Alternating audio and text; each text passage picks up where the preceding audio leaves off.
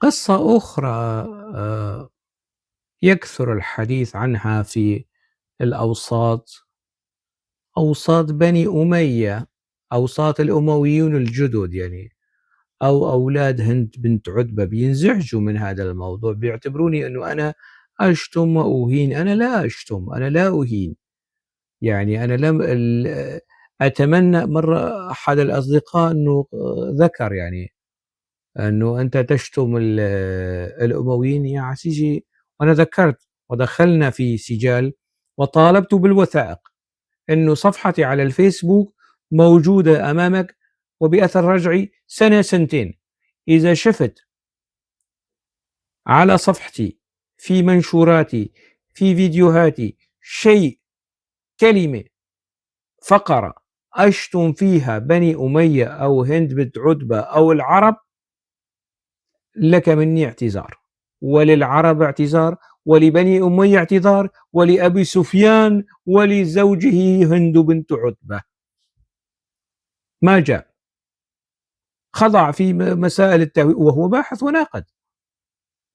يعني العصبية القومية هيك اشتغلت عنده فجأة، أنه كل من ينتقد بهذه الطريقة خلاص هو ضد العرب وضد بني أمية وهند بنت عتبة. يا عيني، هن اللي بينسبوا نفسهم بأنه أمويون جدد، خلاص أمهم هند بنت عتبة،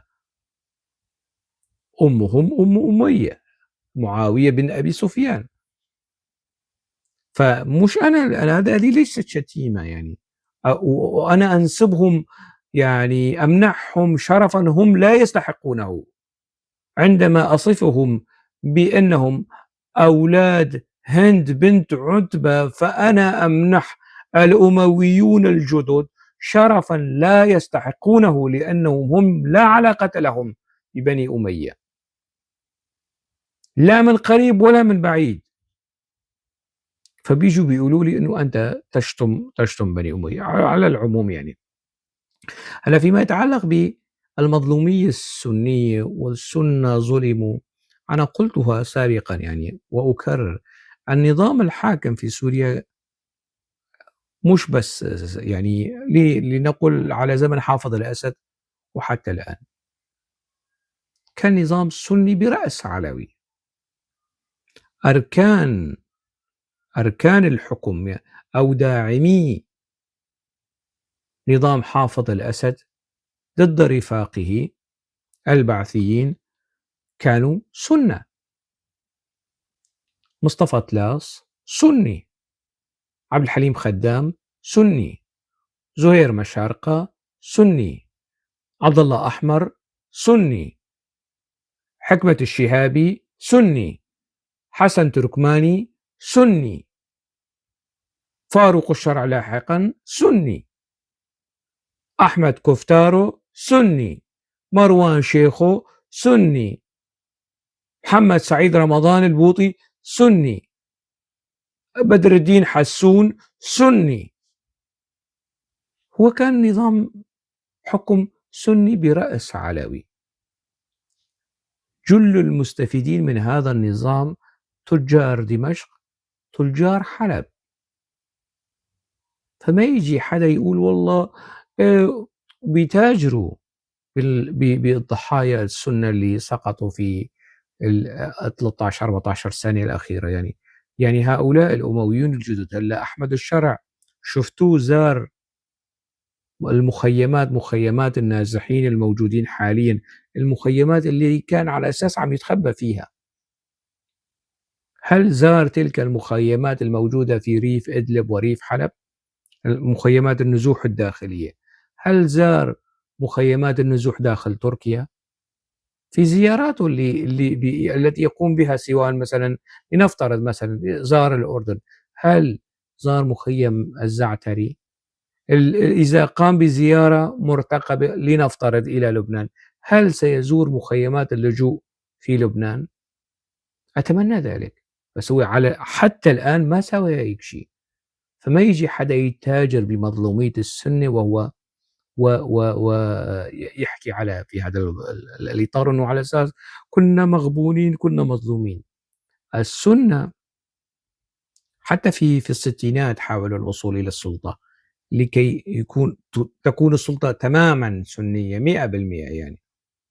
لما كان بلش صلاح جديد ورفاقه ومن ضمنهم حافظ الأسد يعني يستولون على حزب البعث. لسه ما صارت سوريا 100% أو النظام الحاكم 100% برأس علوي، لا.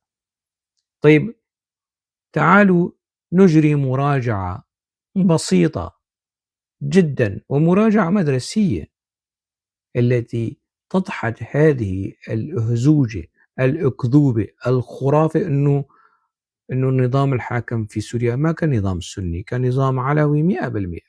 طيب هلا أنا عملت هيك إحصائية في هذا الإطار وأستميحكم عذرا على الإطالة. رؤساء الجمهورية في سوريا من سنة 1946 من الاستقلال وحتى يعني حقبة ما قبل الاستقلال تاج الدين الحسني ومحمد علي العبدي يحطوه على جنب يعني. في الاستقلال وحتى دولة الوحدة بين سوريا ومصر.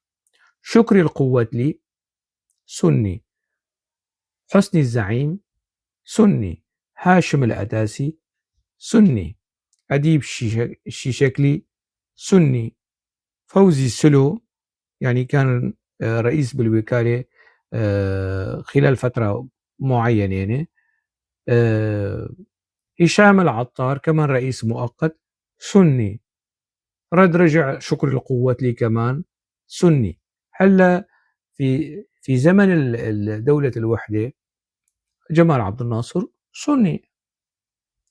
بعد الانفصال ناظم القدسي، لؤي الأتاسي، أمين الحافظ، نور الدين الأتاسي، أحمد الخطيب حتى عام 1970 كلهم سنة. بعدين بيجي حافظ الأسد وبشار الأسد اثنين علويين. كل رؤساء الجمهورية كانوا سنة. من وين السنة كانوا محرومين من السلطة ومن القيادة ومن الدولة ومن المؤسسات؟ نجي على رؤساء الحكومة من 61 وجاي.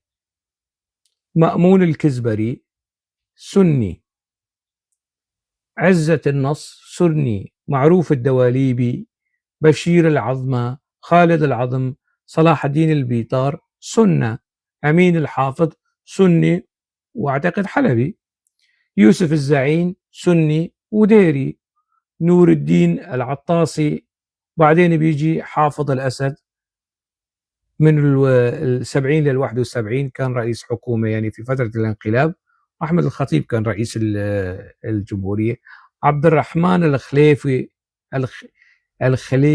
الخليفوي، عبد الرحمن الخليفوي سني، محمد الأيوبي، محمود الأيوبي، محمد علي حلايبي، عبد الرؤوف القسم، محمود الزعبي، مصطفى ميرو، محمد ناجي العطري، عادل سفر، رياض حجاب اللي انشق من الدير، عمر غلاونجي، وائل الحلقي، عماد خميس، حسين عرنوس، محمد غازي الجلالي آخر رئيس للوزراء في سوريا، كلهم سنة. نأتي إلى وزراء الخارجية وهي وزارة سيادية يعني. بسام الصباغ اللي كان آخر وزير، فيصل المقداد، وليد المعلم، فاروق الشرع، كلهم سنة. نجي على وزارات الدفاع، وزراء الدفاع من الاستقلال وحتى آخر وزراء. اللواء أحمد الشرياتي، العميد حسني الزعيم، العميد سامي الحناوي، العقيد أديب الشيشكلي، اللواء فوزي سلو، اللواء مصطفى طلاس سنة. العماد حسن تركماني، العماد علي حبيب محمود، هذا علوي، حسن التركماني سني. من 2009 ل2011 علي حبيب كان وزير الدفاع، ورفض إقحام الجيش ضد المتظاهرين السوريين وشالوه من مكانه. العماد داود راجحة مسيحي، العماد فهد جاسم الفريج من الدير سني، العماد علي عبد الله أيوب سني، العماد عبد الكريم محمود إبراهيم سني، العماد محمود عباس سني. إذا 99.99 من رؤساء الجمهورية ووزراء الخارجية ورؤساء مجلس الوزراء، هلا نحن ما عدينا رئيس البرلمان السوري من السبعين وحتى آخر رئيس لمجلس الشعب، كلهم سنة. أكثر المستفيدين من نظام حافظ الأسد وبشار الأسد كانوا تجار حلب وتجار دمشق، وكلهم أو أغلبهم سنة. من وين جبتوا هاي الخرافة، هاي الأكذوبة، هذا الافتراء أنه والله السنة كانوا مقصيين وبعيدين عن الدولة وكذا والنظام علوي وما بعرف شو من هالكلام، لكي تبنوا سلطة غاشمة استبدادية. الآن تختلقون مظلومية خرافية أكذوبة تتعلق بإقصاء السنة من الدولة ومن مؤسسات الدولة، في حين أنه هنالك مظلوميات حقيقية، منها المظلومية الكردية المدعومة بقرارات عنصرية من نظام البعث أو من النظام السوري حتى قبل البعث، يعني حتى على زمن الانتداب الفرنسي.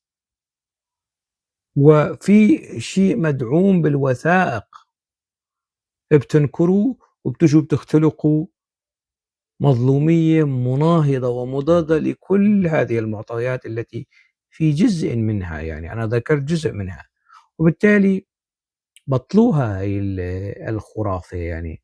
أو إذا بدكم تفتروا على التاريخ وواقع السياسي السوري، يعني حاولوا أن تجتهدوا أنه تكون هذه الأكاذيب والافتراءات فيها شيء من الإقناع، فيها شيء من المصداقية، أنه صحيح هي كذبة لكن بتتصدق. لكن أنتم فشل في الاثنين، في اختلاق الكذبة وفي آليات يعني جعلها أو التسويق لها وجعلها على أنها حقيقة.